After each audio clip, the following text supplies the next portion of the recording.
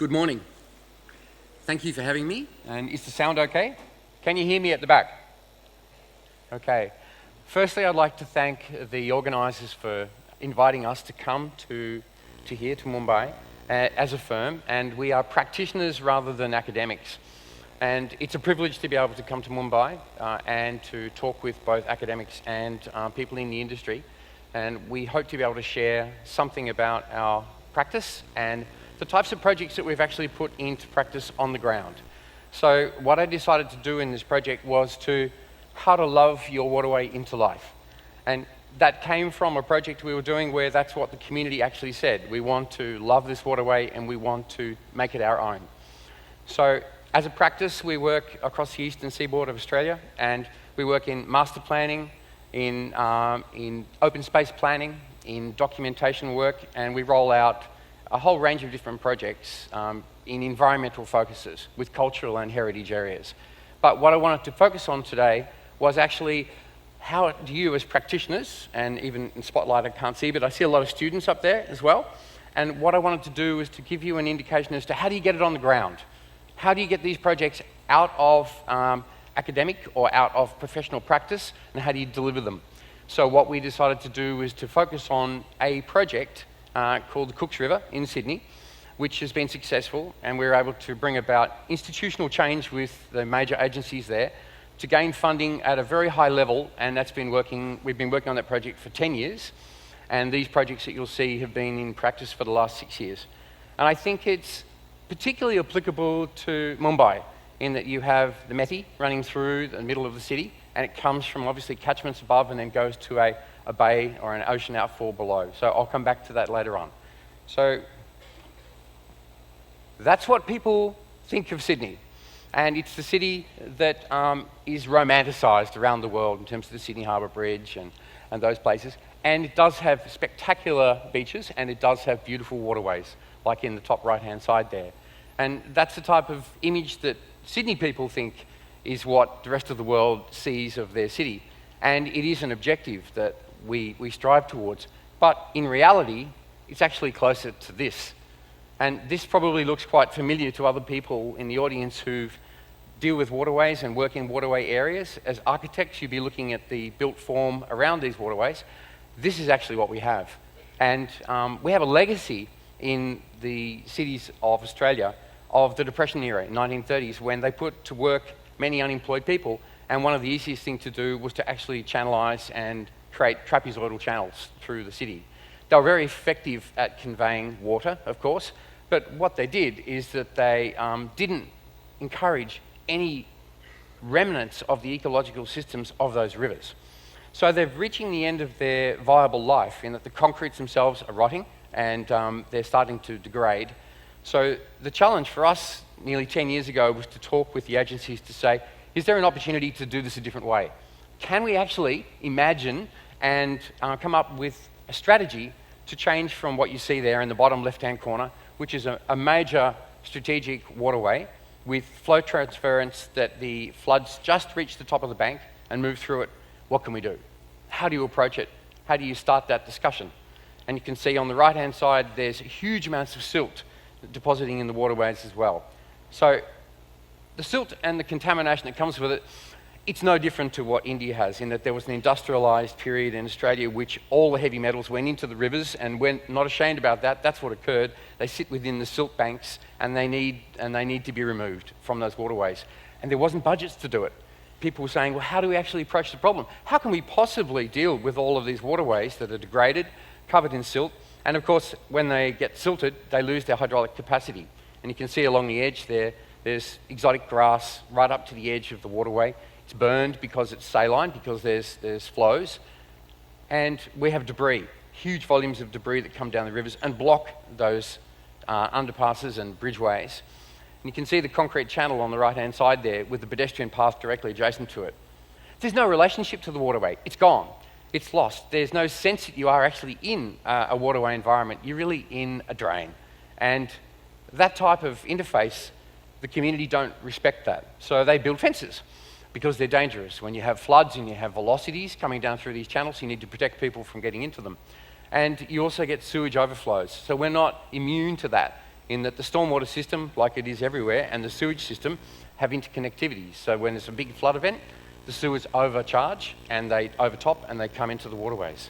So we share the types of challenges that you have. And the next one, I think, is probably one of the largest challenges in India in terms of, and Australia, in terms of flooding. And I've been informed by the compatriots that I've been meeting with about the major floods that occurred in Mumbai and elsewhere. And it's a huge issue in terms of trying to understand what you do with a waterway environment where you have a major flood plain that then actually spills out of those banks. How do you deal with that? How do you actually change it? How do you even start to look at increasing the capacity of those floodways? Because it's about property and it's also about health in that space. And the flooding that you see in a site like that was massive when we had an event recently, which was a 1 in 100 year event.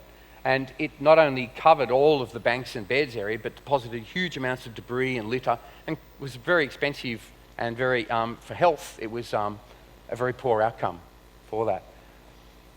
Litter, the world's evil, and it occurs all through the planet, and it's the responsibility of people in every country to find methodologies to deal with it. And what we found when we built a wetland in this river is that the litter continued to come down through the wetland and deposited into that wetland. And the community were really offended by it. They were like, how come there's so much litter in our wetland? And that type of methodology was good because it was the canary in the cage for that community.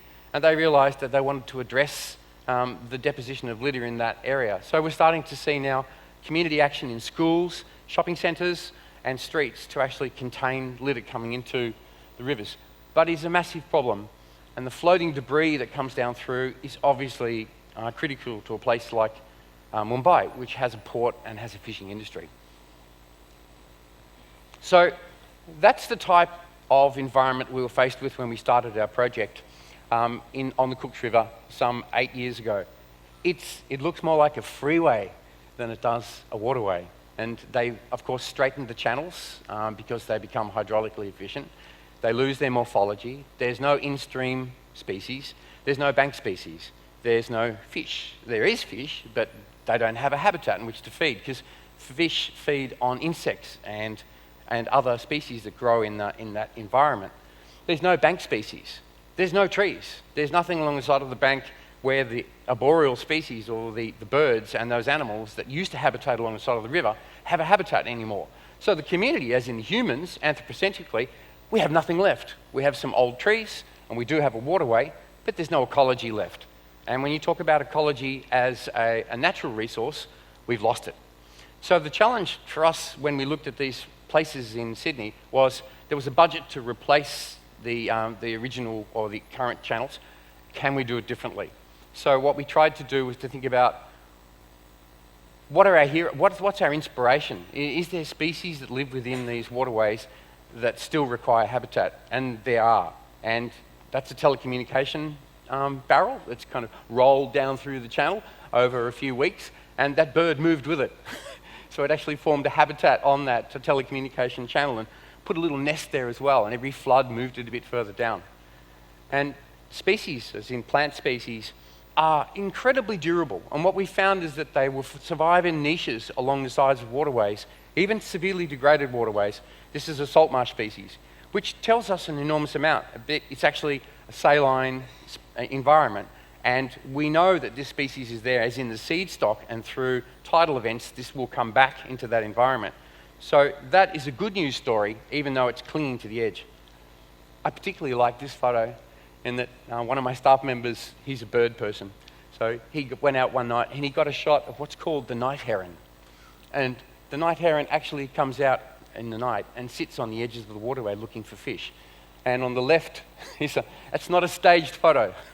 That's actually the ibis, and in some ways they're now becoming a bit infested in the urban waterways because they're feeding on debris. But both these species are waiting for something, and they don't have it at the moment. There isn't an ecology there to do it. And this particular little, can anyone tell me what it is? Yeah, it's a tortoise. It's a long-necked tortoise, so it's a freshwater tortoise. And we were doing a site visit one day, and we saw this green blob in the bottom of the concrete channel.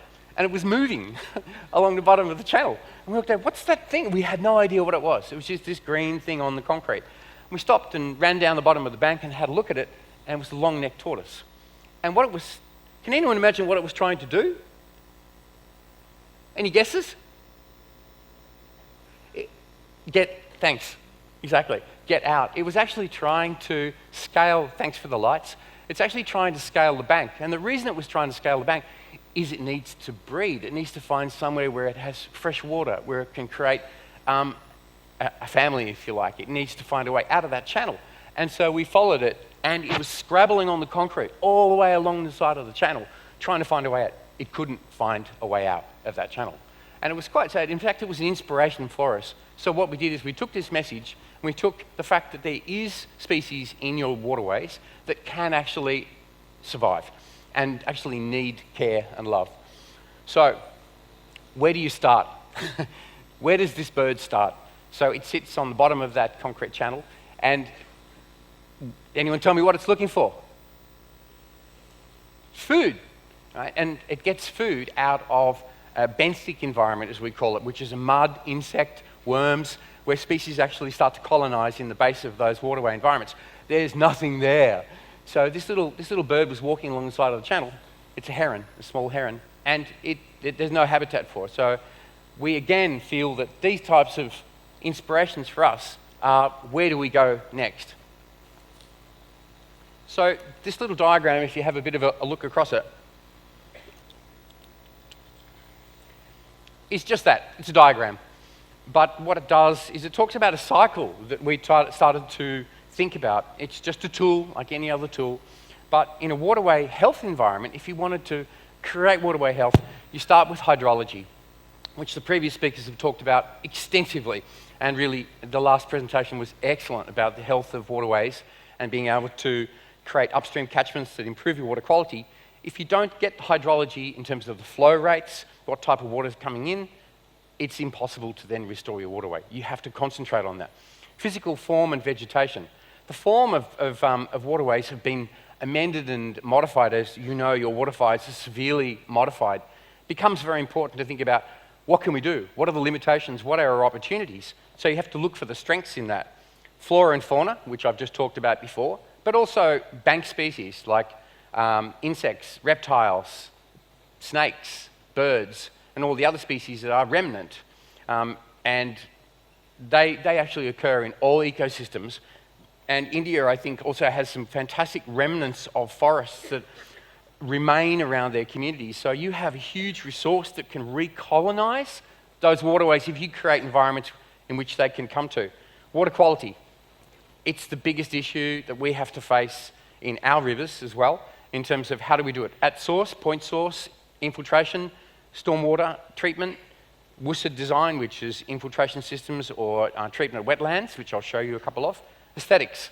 And aesthetics are something that becomes really important because the communities that want to live or do live along these waterways will benefit hugely from having better quality of life. And if you have a waterway that's healthy, the actual aesthetics of that waterway improve people's sense of life and improve their mental health. And mental health in a city as busy as Mumbai and busy as Sydney becomes really important to actually bring people to a waterway so they feel good about it. It actually heals them. And that's actually now quite a standard accepted practice. So the last one is community connections. And again, the previous speakers, I've learned a lot that ownership by communities of their resources like lakes and rivers is where you get change. And in any society, that's a fantastically important vision. So I now move a little bit more into nuts and bolts. And I decided to try and give you a picture into how do we do these projects, rather than perhaps theoretical, but what are the steps we go through? And I would hope that that might help some of the students here to think about process and process methodology. So you imagine it. You start with that baseline that I showed you before, which has no ecology, no environment, no aesthetics, and be courageous with your vision. So when you start a project like that, you have to be very courageous because everybody pulls you down at the start of that project. You can't do it. You don't have the money. It won't work. The species aren't there. They won't come back. So you have to have courage as a group, as a team, and that's super important. Think outside the square. It's obviously goes without saying, that you can't apply previous orthodoxies or methodologies to new environments. And there's no evidence there for us to say it's going to work. People said, how do you create that? So we tried to think about, well, how can we do it differently? Use precedents to inspire others. And I'm hoping that in coming here, I can help share precedents. And I've learned a lot from what I've seen so far. So precedents are super important to learn from. Trust in ecological and species resilience. There's that word resilience. And when I got the invitation to come to the conference, I said, are you sure you want me to come to this conference? What am I going to offer? It's an architect's conference. And they said, oh, no, it's about resilience. It's about resilience. And I thought, that's actually the center of what we do with our work, is we look at resilience and you trust in the ability of resilience in waterways and species, including humans, to come through. So you think about which ones and how they can bring. Find your inherent strengths and build on them. It's a very straightforward statement, but you have to actually look at what are the strengths of a place or an environment or a waterway, and then concentrate on those strengths. Break with engineering traditions and innovate, and I don't mean to offend any engineers in the audience in that regard.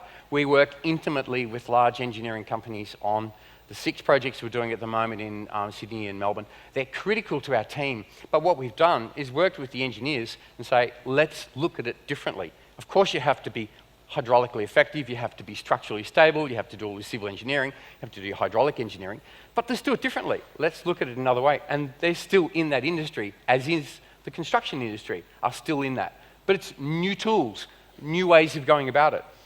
Look for ways to improve livability. Now that's a buzzword in Australia, livability. In fact, it's almost burned out now.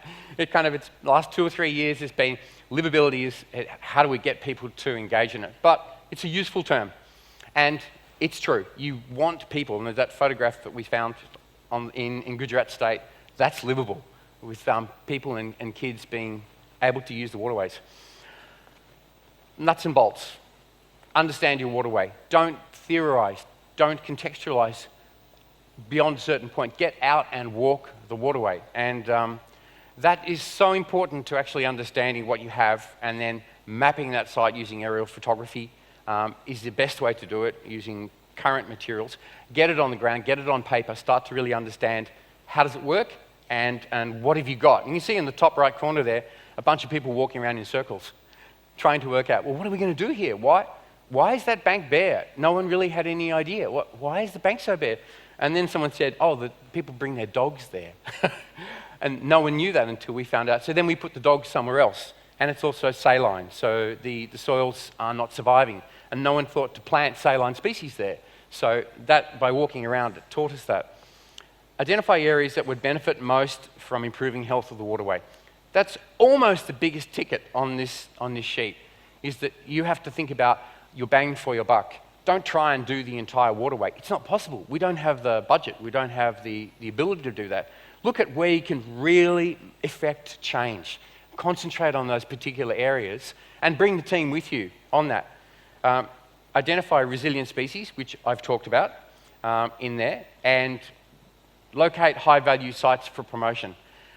Central to doing this kind of projects is success, and any agency needs to see that their money spent is money well spent, and they've actually achieved their outcomes. So you need to get sites that actually allow those agencies to also be successful and carry them with you. So it's not a battle, it's a completely collaborative process, which other people have talked about. Find hero species that people relate to. That's my favorite species. That's a crab that when we did a project in a saline environment, within 2 months, the crabs started habitating into the actual bank restoration project we've done, because we created niches for them that we thought they would like, and they've immediately colonized. So that species has now become one of our signature species. And it's good for communities to hear that there are species out there that actually they can relate to and are important to them. And we're all animistic in some ways, and we all do relate. I like crabs, personally, because I find they're at that point where they dig in the mud, they eat everything that's down there, and if they can survive, it tells you that other species can survive with it. Plan ahead. So, as the previous speaker talked about, you have to know your agencies, and I think you said there was 12 or 14 agencies in that one. We had about 8 agencies here. and bring them together into a working group environment. We find working with them as a team means that there's this thing called whole of government that we really believe in, and that you bring those agencies together, challenge them to work together on a project, look at the vision together and deliver it together so that you don't separate them out into silos. You actually bring them in to that process. Find the heroes in government and the community. I met a hero the other day in Mumbai who's working on the Methi, and it's fantastic to find those people. They may not be technical, and they know that, but they can support your process and support your vision. That becomes super important that they stick it out. Build objectives. So each waterway in each restoration project is different. Ecology, aesthetics, water quality, recreation. It could be health, flooding. It could be services. And you have to work out what it is you're trying to achieve. And on the top, there's a couple of species that I drew in the project to use, and we put them in banners and in pamphlets and things. Inspire your community with open, realistic, and genuine engagement techniques to gain their support and trust. When we do projects like this, we do comprehensive community engagement sessions where we bring people to the waterway. We put up a tent and we bring them into the tent, give them lunch, and actually talk to them about the waterway or walk through the waterway. And that seems to be the best way to get your awareness up about what their issues are, so you genuinely engage with the community and then feed back to them through the project. And taking your community with you has incredible results, which I'll show you in a minute. Obviously promote the project widely and bravely. Be upfront about what you're trying to achieve. And investigate funding opportunities, which, of course, in any project is the critical thing to find that funding. But we find if you have a vision and you create something new, the funding will come. And it's funny how agencies and private enterprises say, we want to get on that train. We really like it. It's actually heroic. It's doing something different. And both government and groups will come on board. The technical investigations, I won't dwell too much on, but you have to make sure you really have your ducks in a row when you do a project like this, and that you have to know where your degradation is and map it. You have to investigate alternatives in how you do restoration. Flood modelling. You have to get the flood modelling models that are existent. They're not going to be accurate. They'll probably going to be out of date, but they give you a baseline.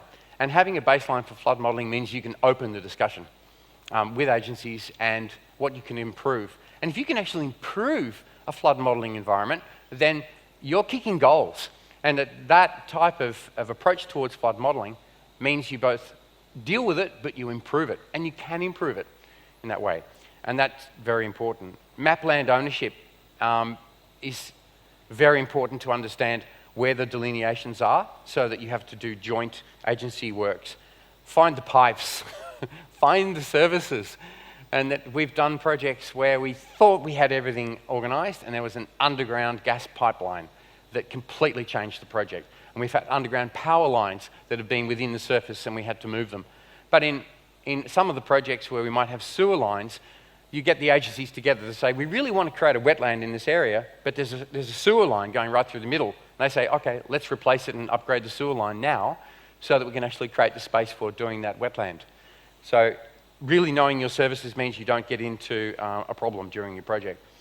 Geotechnical conditions and contamination is, as you would imagine, critical to any project. You have to know what's down there, so comprehensive testing both of the structural conditions but also the contamination is important. Sorry about that. That's the technical stuff. But as I said, this is a talk to try and give you how do we go about it. And I'll move back a little bit now to the inspirational. So in terms of projects like this, this was a dead canal with concrete banks. So we did this photo montage to actually try and convince people it's possible. And you could actually dream of doing something like this in a waterway. This went on to become the screensaver for Sydney Water for 6 months because everyone liked it. So it viraled through the community because people were saying, I don't think they can do that. I don't think they can actually achieve that. It's a pipe dream. Design documentation, which people who are in architecture and in landscape architecture, which is what we are, is critical to delivering your design. You can't do a design and then hand it over as a concept and think you're going to get it built. You actually have to really know your nuts and bolts around that project on the left is sandstone inverts in a canal in a tidal environment where we're specifically targeting species that will live in natural rock environments, including crabs and fish migration. And we're creating migration channels through there. The one on the right is tidal pools, where we're creating new tidal pools on coastal areas. So your contractor documentation allows you to go to tender, get really good prices, and then manage it and keep it and deliver it. So the journey, I think I'm going okay on time. So this journey I wanted to take you on is the Cooks River. And 10 years ago, we went to the site and walked it, not the whole length, but we had a look at it and thought, what an amazing opportunity. And look how dense it is. It's incredibly dense. The housing is built right up to the edges of the canals. There's almost no room to do anything with those concrete channels. And there's very little open space along the sides of the waterway. There's some. So we then zoomed in on that project and mapped it from a catchment basis, as the previous talker mentioned. So we went along, we photographed it, we thought about it, we looked for opportunity sites all across this catchment and a second catchment, and started to think, is it possible to actually do things in this area? Are there opportunity sites within it? So then we moved into a detailed master plan stage. So as architects, you do master planning, or you will be trained in it, and this is an opportunistic way of saying, here are all sites, you do all your detailed analysis, you look for your opportunities, you map it, you design it, and then we moved in to particular sites. So as we zoomed in on each area, the issues became apparent, the opportunities became more focused, and we started to target particular sites and really look into what were the issues and what were the opportunities. Do we have space to do something here? Then you start that journey of talking to your community and to your stakeholders. And it's a really exciting part of any project to actually open up to your stakeholders and bring them into a project, because they teach you a lot. And you might think you've got a design, but you need to test that out in a consultative environment. And the journalists came up with that theme of loving the river again. And that then became, if you like, a platform for us to try and take it forward. So then we moved into particular sites. And this site, let's see if the laser works. Doesn't seem to be working.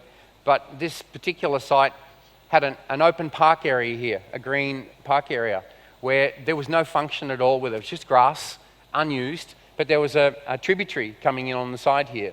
So we talked to the agencies and said, can we divert that water coming from that small tributary? Could we create a wetland in that space? Talked with the local council, talked with the community, everyone seemed to think it was a good idea. This is where the tortoises are. So the tortoises were in the channel at the bottom. And at this stage, we didn't know whether we'd be able to do the larger bank naturalisation of that. But we had an opportunity site. It wasn't used, it was available, and we had water. Most importantly, we had tributary water, and it was cleaner than the water coming from in the main channel. So we maximised our footprint of the wetland. We did our flood modelling, our WUSA modelling, our HEC-RAS, we did all that. What can we achieve with the wetland? We can't treat the catchment. The catchment's too big. Even in that small tributary, it exceeds the capacity of that wetland to do it. But then we realised we're not trying to change the world. We're trying to change thinking. So we thought, okay, we can't treat the whole catchment here, but let's do what we can. And we did. So we then moved ahead with this site, and this one got a Guernsey. We got funding for it, which I'll show you photographs a little bit later. This particular site was our biggest site, and it was about 2 kilometres long. And Sydney Water bravely said, let's try and do a major project on both sides of that concrete channel to see if we can actually create significant impacts on it. The third site was smaller, but it had major infrastructure and telecommunication towers and all sorts of other things. We had 3 sites. We had to then cost it, so we had to bring in cost planners, we did engineering and preliminary works. Then the results of those projects were that's what we had at the start, which is degraded concrete channel, no environment, no opportunities to do change. That's what the project resulted in after 2 years of work and then plant restoration work. So we were able to actually remove the concrete channel completely and then create a bank ecology and start to do an in-stream ecology and start to do overstory trees as well. And that project's stable. So it uses a combination of rock and planting and geotextiles and plants. And this particular project was called Alexander Canal. It was an old heritage canal, and that's what it looked like beforehand. It was degrading, undercutting the road, and we then rebuilt it using sandstone, which is a resource there, and we created whole ecological niches along the side of the canal because it was next to a estuarine area, but there was no opportunities.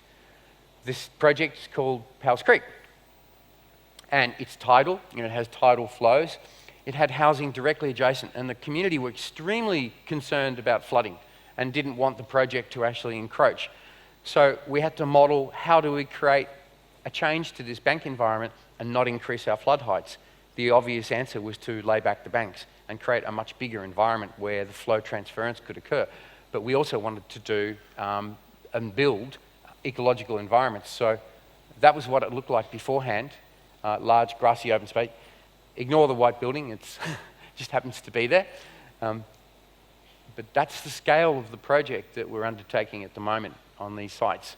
And the amount of fill that was removed, we had contamination, we had sinkage, we had to deal with services, pipes, but that's where it is at the moment. In another 12 months' time, we've ordered and we've grown on 500,000 plants in tube stock level. So they're now completed, grown from seed, from the area. So we looked at the species that grow there, grew them on, and we're now ready to plant. So the plants then start to actually provide you with that structural stability of the waterway. And you don't have to do everything with the rocks or the stability. If you choose your right plants and they get established well, they provide you with the stability in the channel, and they provide you with the ecology in the channel. And you can model it for roughness within your hydraulic equations. This is another site we're doing, which is a foreshore area. And it looks pretty there because it's a nice drawing, but it's not. It's horrible. At the moment, it's concrete edge with grass right up to the edge of the canal. People don't use it. It's not a particularly attractive site. So what we've done is completely transform it to intertidal pools where species can come and breed and feed in those areas, and then with a whole complex of relationships. So that's what it looks like at the moment, and this is the project that we've just finished a few months ago and we're about to then roll out is this. So in that type of intertidal environment, we're creating complex intertidal pools, and the pool on the right-hand side there, when they first built it, after a few months they counted 4 species in the pool, a couple of fish and 1 or 2 crabs.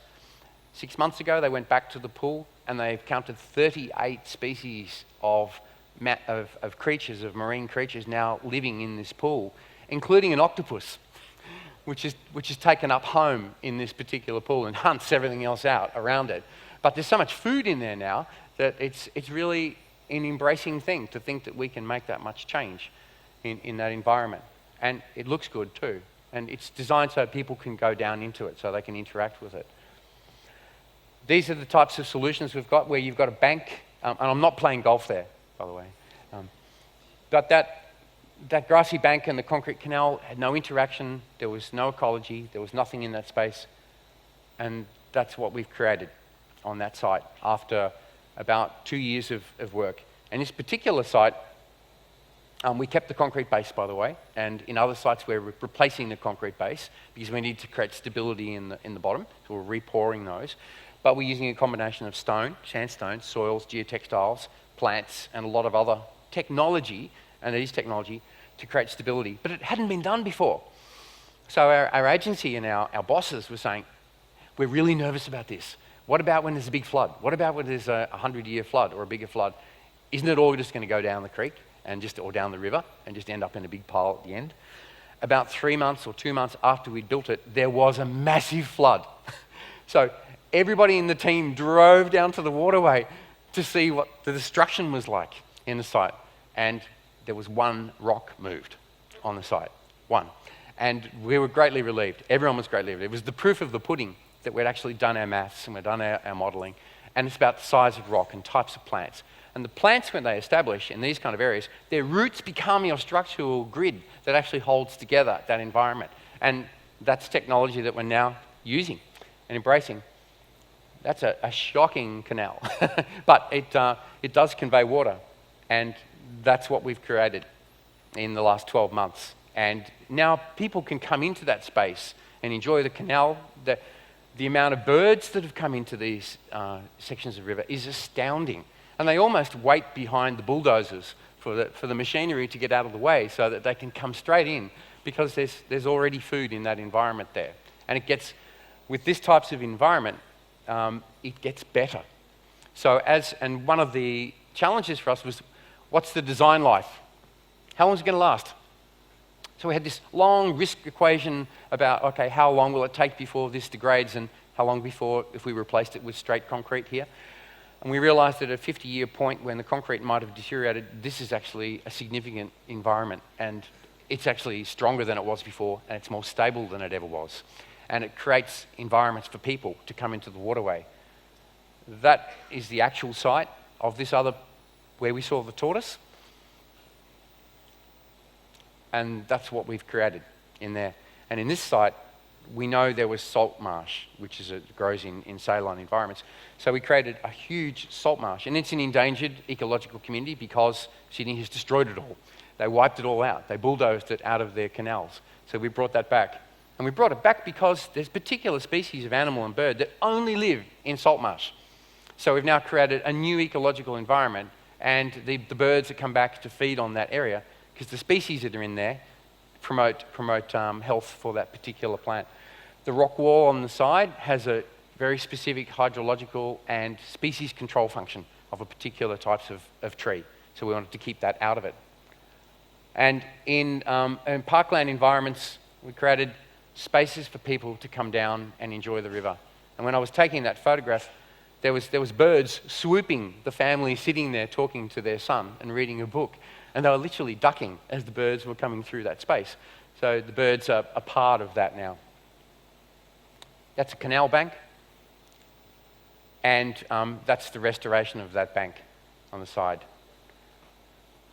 How am I going time-wise? Getting close? No, it's fine. All right, I'll move along a little quicker. But these are the examples of the projects that have been completed. Again, there's a bunch of people trying to work out what are we going to do on this site. How can we do it? And that's what we've done with that site.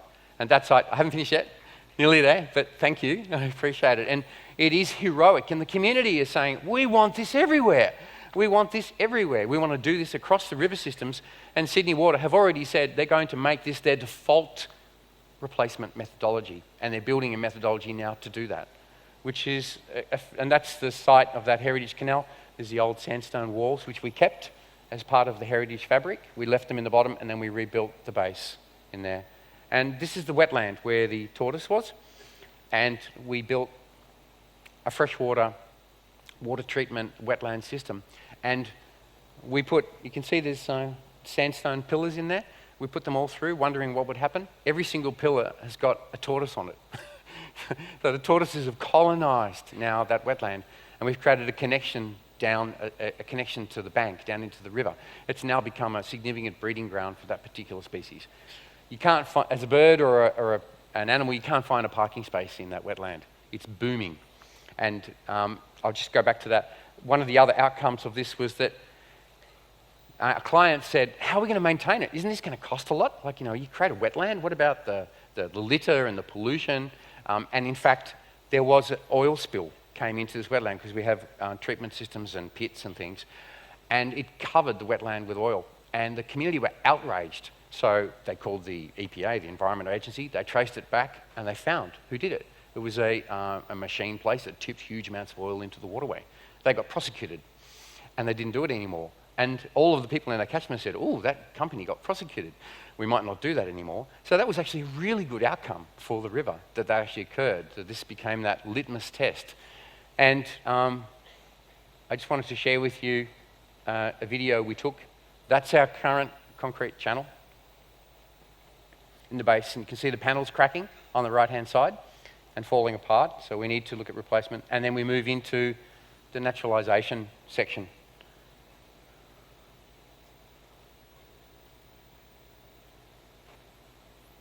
which is after 12 months of establishment. And it extends for 2 kilometres through this area of waterway. Thank you.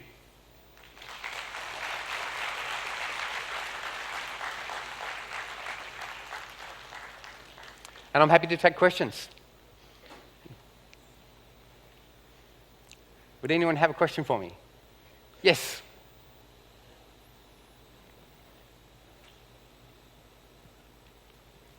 Just get my water. Can I have my water? Just grab that water. Thanks.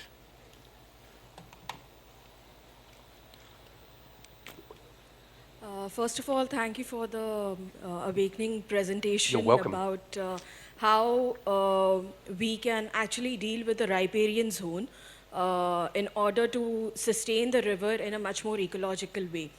So thank you for that, sir. My question is that in a majority of the portions of the river which you spoke about, the amount of the span of the riparian zone, it was considerably large as compared to what we have in our city right now.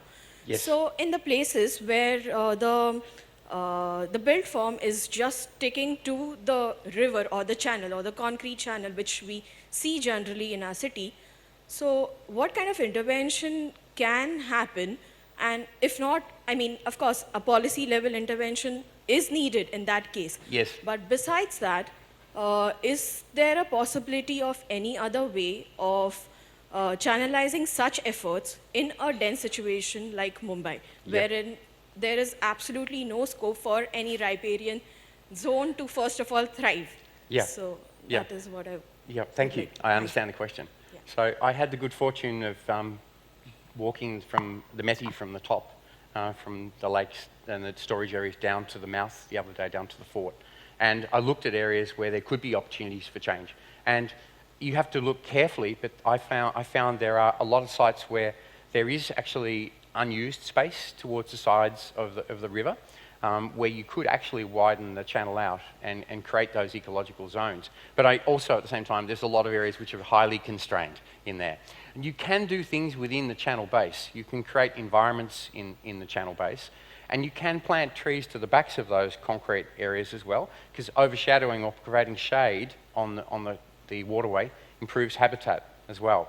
So, but I do take the point that sometimes, as they say, the horse is bolted on some of those areas, and other times you have to innovate and be really opportunistic. And when we got down towards the airport, you know, where the Methi goes across and goes in under the airport there, on the right-hand side, sorry, going downstream on the left-hand side, I found a huge wetland in there. And you may know it, you might have seen it. It's on the edge of the road there. There's disused factories around the outside of it. I stopped and had a look and climbed along it's a 10-metre wall separating the Methi from that wetland. And the wetland is in really good condition. I was surprised. There's a whole range of different species in there, and the banks are still natural in the back. And the reason it's not degraded is it doesn't have sewage. It's actually been separated from the Methi, so it doesn't have a catchment, a sewage catchment. And around the outside of that, there's opportunities, very large trees as well, which have remained. So that gave me hope, in that you could look at a site like that where you could create micro-environments and create a wetland and an open space area with a new paradigm. You could then form, if you like, a concept of creating, whether it's housing or integrated or multi-use, and then focus on that wetland as something that's survived. And then elsewhere, you have to look at what you can do on those sites. And I think there is opportunities in there, so I wouldn't lose hope. But sometimes you have to see it as a lesson, as one of the students I worked with said, maybe that's a lesson in what you don't do in some of those areas. And then you look for other opportunities or other smaller tributaries or other rivers where you can affect change, where there is resilience. And when we were up the top, when we were up at the upper lakes, I went for a walk up in there and I found snakes, wild boars, kingfishers, and in the water there was dragonflies, there was a lot of species, there was even fish in the bottom of the river. It's astounding how much species there is, because your upstream catchment has all that species bank, and they're ready to migrate down through there. So, of course, sewage treatment is a major issue in there, but thanks for your question. Thank you. Pleasure. Yes? Oh.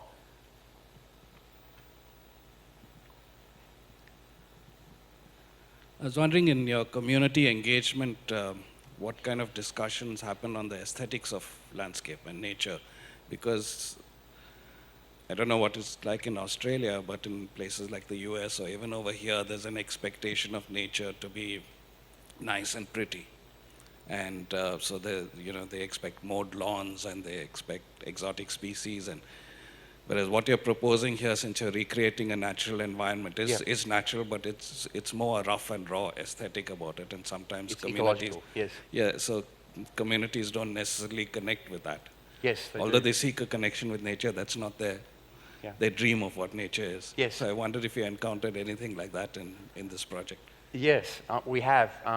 I think that people moving from an exotic landscape or an exotic aesthetic towards an indigenous, if you like, aesthetic has been challenging sometimes. But when we tell or when we show people examples that what comes with that, because when you plant, and you have a huge range of indigenous species here, obviously. When you plant those indigenous species, all of the animals and plants and birds and everything else comes with those species. And they don't habitate in exotics because nothing attracted.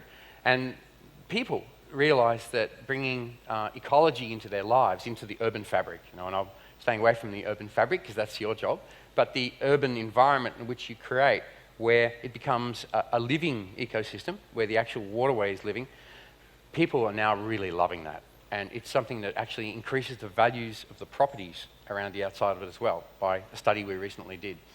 The properties went up by 7% in value in the areas where we'd done the bank naturalisation within 12 months.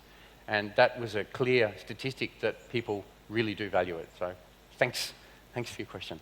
Another, yes, I'll fire around. There's one there.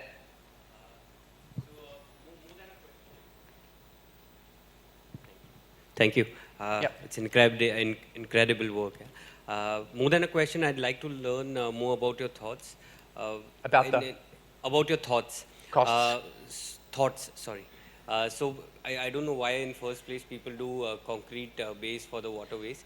Put your microphone up so I can hear you. Can you hear me now? Yes, thank you. So I don't know in the first place why do people make concrete bases for the rivers. It's super incredible.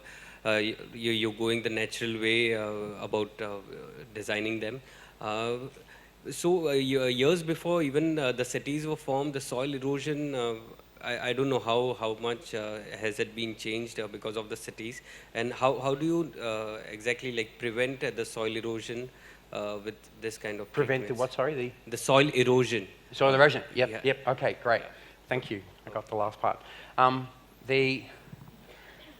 The relationship between hydraulic flow, velocity, erosion, and the types of materials that you put on the banks is one that we experimented with. And what we did is we modelled the speeds and we modelled the plants in terms of the roughness that they create within those areas. And what we did was come up with multi-solutions. So in areas where we knew there was going to be higher erosion or higher damage or higher civil engineering concerns, we would harden those areas more with larger rocks. And where we know that erosion can be solved by plants as well, with root systems, we look at the weather systems and we look at the seasons and we plan the whole project so that we can actually plant when there's less storms. So we give the plants about 3 months to establish themselves. And there was a huge concern that the soils were going to be taken out of the banks and that we'd get continued erosion. It didn't happen. In fact, when that big flood that I mentioned before that occurred 2 months after the start, we lost one rock. No plants were dislodged, which was extraordinary. It was only 3 months after the project started. And if you're working in the technical side, it was getting 4.5 metres per second of flow, which is a fast flow in there. And it went right to top of bank. But the plants had already been able to get into that area. And we designed the rocks and the fabric systems so that the root systems can get purchase. So we found that erosion has not been a problem.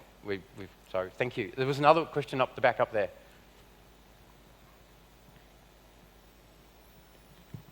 Hello, hi.